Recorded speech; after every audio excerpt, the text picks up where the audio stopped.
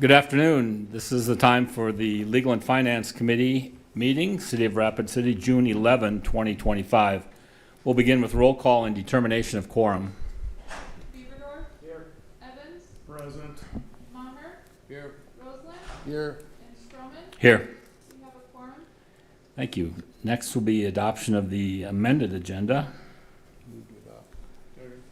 Motion by Roseland and a second by Evans to adopt the amended agenda. All in favor? All opposed? Motion carries. This is a time for general public comment, a time for members of the public to discuss or express concerns to the council on any issue not on the agenda. Action will not be taken at the meeting on any issue not on the agenda, except by placement on the agenda by unanimous vote of the council members present. And I have no speaker request forms for public comment, so I'm going to close general public comment. Next, I'm going to go to consent items 1 through 9 and open public comment on consent items 1 through 9.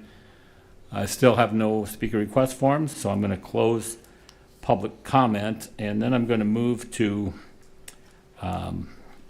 item 1, which is approval of the minutes from May 28th, 2025. Move to approve. Second. There's a motion by Evans and a second by Maher to approve. All in favor? Aye. All opposed? Motion carries. Next, we're going to go to the mayor's office. If we have anyone here to speak to this item, which is confirm the appointment of Corey Condon and the reappointments of Aaron Kruger, Mark Bachman, and D'Amico Rodriguez to the Public Parking Advisory Board. Go to Vicki Fisher, Director Vicki Fisher.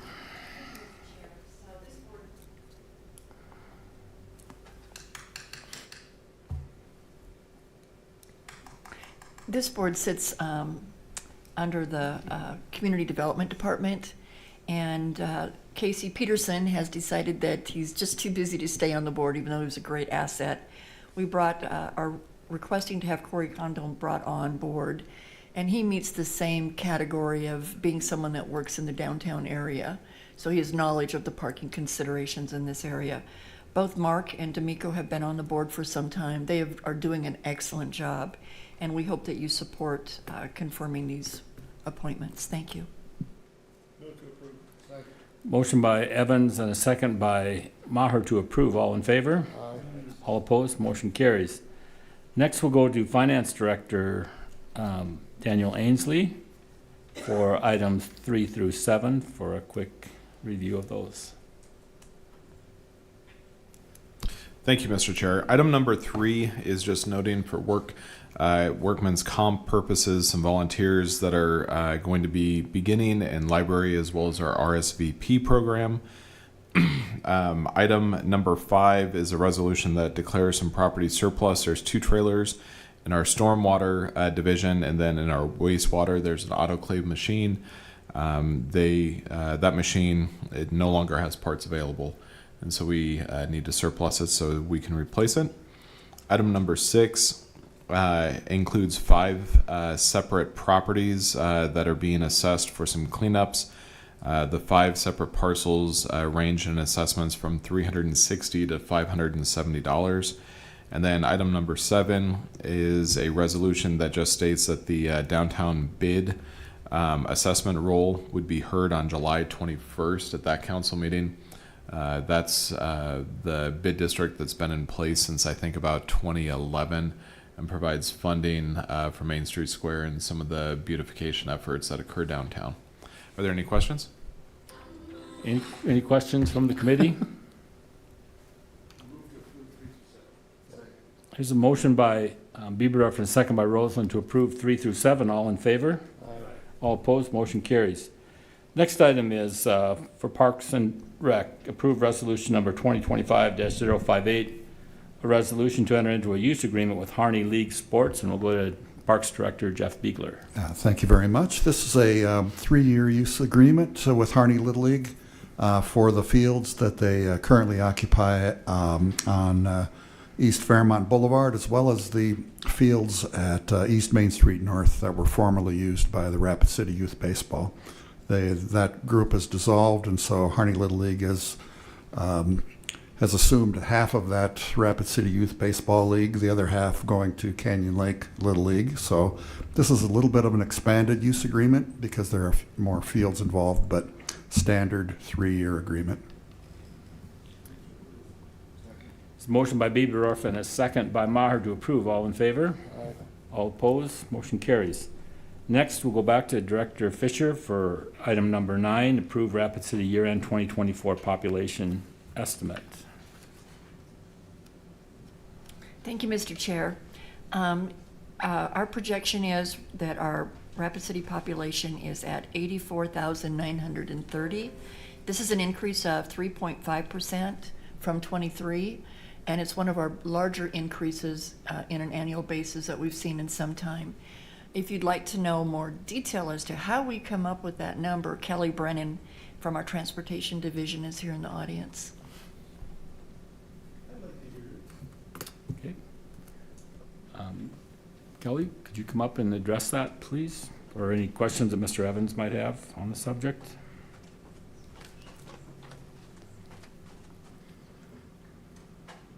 Good afternoon. I apologize, I didn't hear the question. The mic wasn't on. How do you arrive at the population estimate? Okay. So what we do is we look at every single building permit for single family and multifamily and demolition. And then we used some census approved methodology. So we take that total household gain, which this year was 1,127 households total between the multifamily and the single family.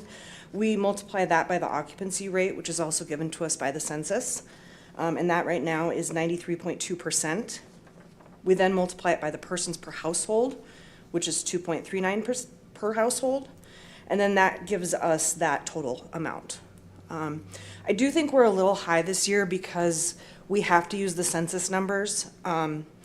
However, I don't think our occupancy rating is quite correct when it comes to multifamily. I think we've got a little more vacancy than what the census thinks, but we have to go with their numbers per state law.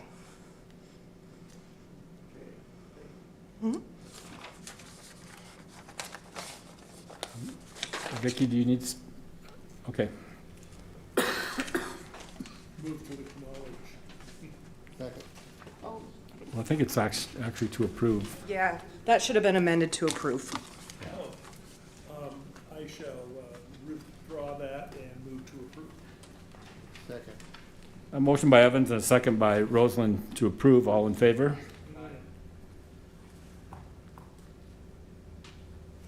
All opposed? Motion carries. Now we're going to go on to non-consent items 10 through 14, and I'm going to open public comment on 10 through 14. And having no speaker request forms, I'm going to go ahead and close public comment on non-consent items. And next, we're going to go to the Finance Office to Director Ainsley for resolution number 2025-073, a resolution establishing wage rates for city alderpersons and mayors. Go ahead, Director Ainsley. Thank you, Mr. Chair. I was asked to review the existing wage rates for the City Council as well as the mayor. When you look, the City Council last received a pay increase in 2011. When that was made, it was a CPI adjustment that was equivalent to the Consumer Price Index for all urban consumers in the Midwest region, which is what Rapid City is a part of. But since that time, there has been no adjustment made in the actual financial compensation for council members, with the exception of the additional healthcare insurance option that has been made available for council members. With that being said, if you look at the change in the CPI throughout the Midwest region, it has increased 39.93% during that time period, so essentially 40%. And in addition, since we actually just talked about the population growth, if you look at what our population growth has been since 2011, that growth rate as well as the CPI growth rate would result in a new wage rate for council members of $21,582.50 per year. And the resolution that was prepared would have that go into effect beginning July 1 of 2025, or I'm sorry, July 1 of 2026. My apologies. In addition to that, and I think this is very important, that the resolution that has been prepared would state that annually that increase would be made to councilpersons as well as the mayor. That would be equal to the non-union CPI every year going forward, so that we don't have another period like this where there would be 4, 5, 6, 10 years, whatever it happens to be, when there has not made an adjustment. Are there any questions?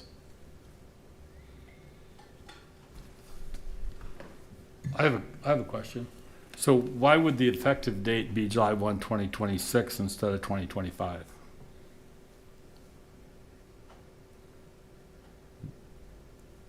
Yep. Okay.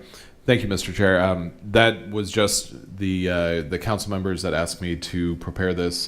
Just recommended that it would be in place for July 1 of 2026, just to ensure that it had time for the public to review it, and so that it would not be perceived as trying to change existing council members' salaries or compensations.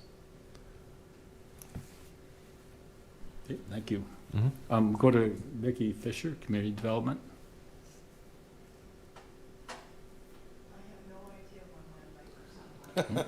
Thank you for that, for your input. Okay,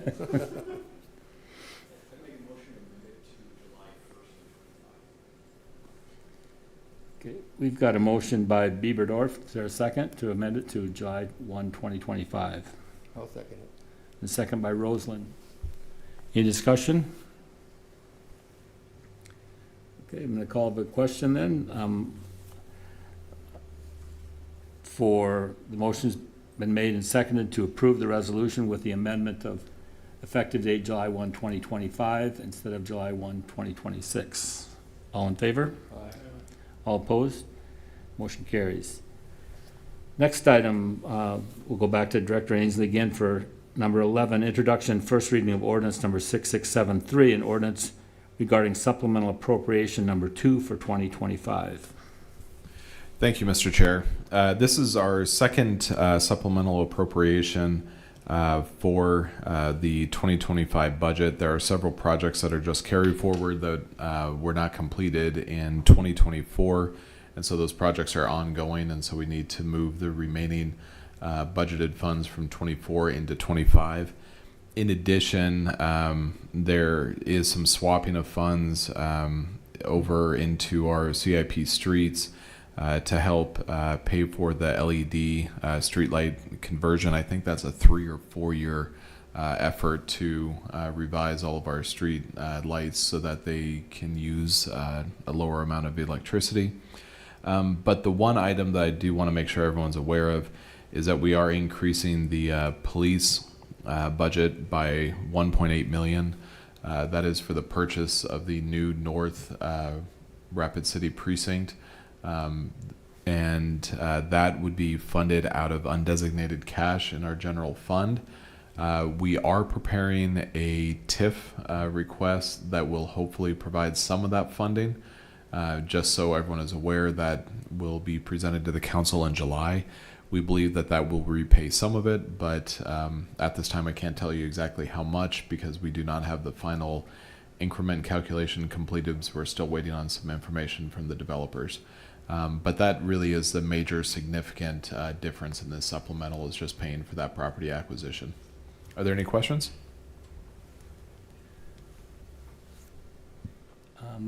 Hearing none, I guess I'll take a motion. Second. There's a motion by Bieberdorf and a second by Roseland to approve. All in favor? Aye. All opposed? Motion carries. Next, we'll go back to Director Fisher for item 12, forgiveness of a late fee for 133 East St. Charles Street. Thank you, Mr. Chair. This is a small request, but it means a mountain to this property owner. This winter, the owner of 133 East St. Charles Street, we received a complaint that the sidewalk was very icy and hadn't been mowed. Put her on notice. She failed to get it shoveled and de-iced. A contractor then performed the services for her. Unfortunately, or fortunately, she lives part of the year in the southern part of the United States. So she wasn't here to see the notice, and she certainly wasn't here to get the letter that said if you don't pay this abatement bill by this date, then you'll have a late fee. And if you still don't pay it, then you'll go to Pennington County as an assessment roll. So when she did get back, there's just devastation on her part that this even had to happen. She thought that she had an agreement with someone to take care of this in her absence. We've never had an issue with her in the past. And so we are asking that you waive the late fee of $100. That would then put her total bill that she said she would willingly pay the city down to $110.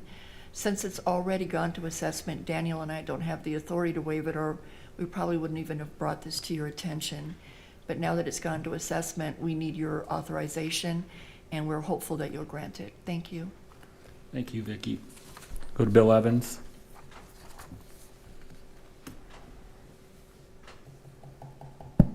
There you go. Thank you. I want to thank Ms. Fisher for showing some empathy toward the citizen. I think it's important that we build bridges and don't always scorched earth people. I brought this up before, and I want to tell you what happened to me last week. And I don't know if Daniel may have found out about this or not, but I got home and there was an orange tag on my front door. And I thought, well, what's that? And it says, oh, your water bill wasn't paid. Well, I always have been paying forever electronically. And I got into it with Mr. Gilbert my first, well, even 6 months before I was on the council. May have been one of the reasons I decided to run. Paying the water bill is so much harder than like paying a credit card bill. Just no way to put a green check mark or anything. And the only way you could tell that the transaction didn't go through was one digit in a long string of numbers. And sometimes you missed it. And I was assured it's just not possible to do this. I said, well, give it a try. Well, as it turns out, it was possible to put a little green check mark there, and haven't had an issue since. But for some reason, it didn't go through this month. And so I called down just to ask, is there a different way of doing this rather than sending somebody around? There's just a lot of manpower, putting things on people's front doors when their bill is maybe in arrears a little bit. And rather than say, maybe we should consider that. The person I spoke with said, well, you're lucky we didn't shut your water off, because that's what we should have done. And I didn't like that very much. Okay. And I said, now, if you're willing to talk to a council person that way, what does the average citizen that doesn't approve your paycheck get for treatment? So I think we need to explore ways to build camaraderie with our citizens and the people paying the taxes, rather than turn them into adversaries at every little turn. I think it's really, really a bad way to do business. So I hope we can make some changes in the future, come up with an email system that reminds people, this didn't happen, but we don't have to go, again, scorched earthing people just because something is out of line. Like you say, there's never been a history of missing things. I appreciate you looking into that, because that does matter. Stuff happens. And I still for the life of me don't know why that credit card didn't pay it this time. But it was paid within 2 seconds of me finding out about it. And I think we need to give people a break all the time, because next time when they go to vote for something, they're going to remember how they were treated. Thank you.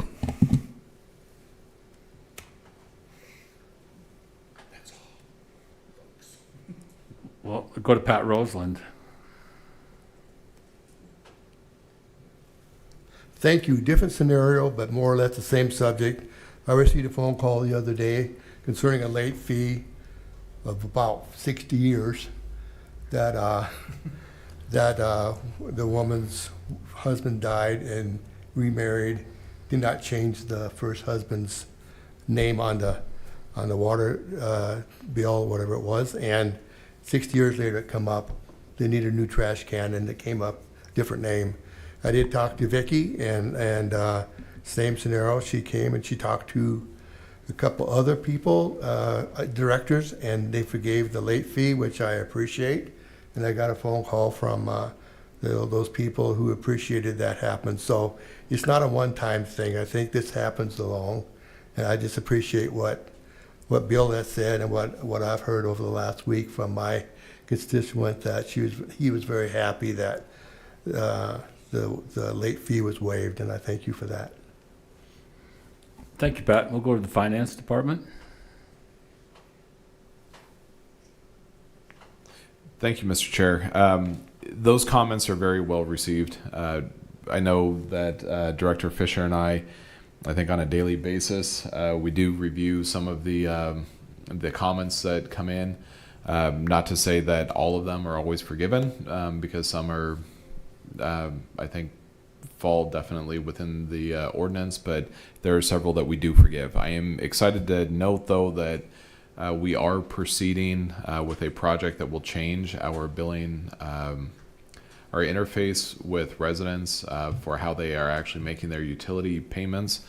I don't want to tell you exactly when it's going to be up, because once I do that, I'm sure it'll be 2 weeks later. But we are getting close to the end of this project. It's been over a year. But it will make it a lot easier for people to be able to make payments. I know that's an issue we've heard quite often. We have worked with several different vendors trying to get the most affordable option, but also an option that is more user-friendly. So in the coming months, we will be able to unveil that, and hopefully that will ease some of these issues. Thank you, Daniel. Do you have a motion on number 12? I have a motion by Bieberdorf and a second by Maher to approve. All in favor? All opposed? Motion carries. Next, item 13, we're going to go to the attorney's office. I had requested that we get an update on the sale of the city-owned parking lot at 416 St. Joseph Stockgrowers lot, and we'd go to the city attorney, Joel Landine, please. Thank you, Mr. Chair. After the council action at the May 5th City Council meeting, we proceeded with closing on the property. So we had closing on May 28th. So the property has been transferred. It was not transferred to 11 Main. It was transferred to the successor entity. So prior to the closing, the original agreement allowed the mayor and finance officer and myself to execute agreements to effectuate the project. So we entered into an assignment and acknowledgement with the developer that the new corporate entity was owned by the same people and that they would agree to be bound by the terms of the original purchase agreement. We've also entered into a short-term agreement. They've allowed us to continue to use the lot until the end of June of this year. So we could have some additional time to get the cars moved off of the lot. They also, so anyway, closing has been completed. They have titled the property, and I think they were working on finalizing their financing. And I apologize, I don't have an update on when they might start construction, but my understanding is that, once the council decided to move forward, that they were ready to proceed. So hopefully we'll be seeing activity over there, I would hope, fairly soon. Okay, thank you. So is the money in the city coffers now, or okay? Thank you, Daniel. And what effect does the TIF aspect? Do we have to address that later, or is that just we wait and see what happens with that too? I guess. No, I think we have, the TIF was approved, so that'll just at this point move forward. I think, was the agreement approved or do we still need an agreement, or I can't remember. I haven't. Frankly, I don't recall either. So. Okay. Thank you. Can I have a motion to acknowledge? Motion to acknowledge by Roseland, second by Evans. All in favor? All opposed? Motion carries. Next item is Alderman items. Request from Alderman Ham to move the general public comment portion of the city council meeting from the beginning of the meeting's agenda to the end of the agenda. And we'll go to Kevin Maher's in there first. Okay, Kevin. Yeah, I understand what Alderman Ham is trying to accomplish here. I just think the public comment is important, and this kind of makes the public wait in line till the end of the meeting and sit through all of our other business to comment. And so I would kind of be opposed to this. I think we should leave it where it is. I also would make the comment that in our procedures for city council, it does say there is a limit of 10 minutes per side on an issue. So we should probably think about using that rule more to say, we might know, we could bump it to 15, but just say we're going to limit it to 5 speakers on each side rather than have 30 speakers on an issue. So I think we should leave the public comment at the beginning of the meeting. Thank you. Thank you. Next, we'll go to Pat Roseland. Yes, I agree with Alderman Maher. Our citizens come here to speak on an issue or a subject that they're concerned about or passionate about, and I hate to see them wait for an hour and a half, where they got kids at home, or they got to go to work the next day, or there are multiple reasons why. I hate to see them wait, and they have the ability and the right to speak their mind as early as possible during this procedure, because they may, if we have a long meeting, they may just peel off and go home and not get their voice heard at all. So I agree with Mr. Maher that I like to leave it as it is and not change it. Thank you. Go to Bill Evans. Thank you. And not only what these guys have just said, but perhaps the ability to use some discretion when we see 50 people out there that are upset about something that City Council intends to act on immediately. Take, for instance, that fee thing we had with the food trucks a while back. We could have saved 45 minutes or an hour if we just would have said, we're going to fix it. We don't need to hear from all you people now. So maybe the mayor needs to let us comment sometimes when we can save all of this time for people. So procedurally, maybe we need to make some adjustments there so we can be practical and save people a lot of breath. Thank you.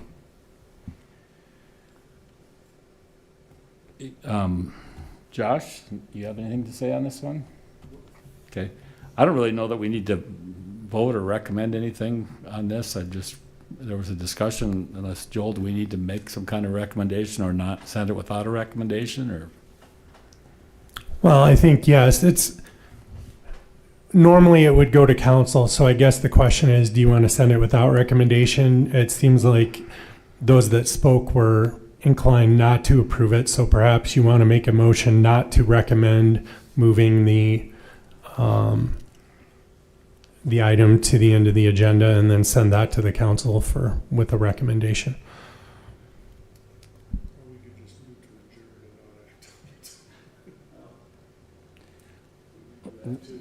You have something else, Joel? Well, I think if you want to just dispose of it here, normally what the committee would do would make a motion to table it. I move to table it. Second. There's a motion by Roseland and a second by Evans to table it. All in favor? Aye. All opposed? Motion carries. That'll be tabled. Probably come up at Monday then, or? Don't know? Okay. All right, well then, do we have a motion to adjourn? Motion by Bieberdorf and second by Roseland to adjourn. All in favor? All opposed? Motion carries. And we're adjourned with our thanks to Pat Roseland. Yeah, I'm gonna miss you. That's the way it is. We'll keep going.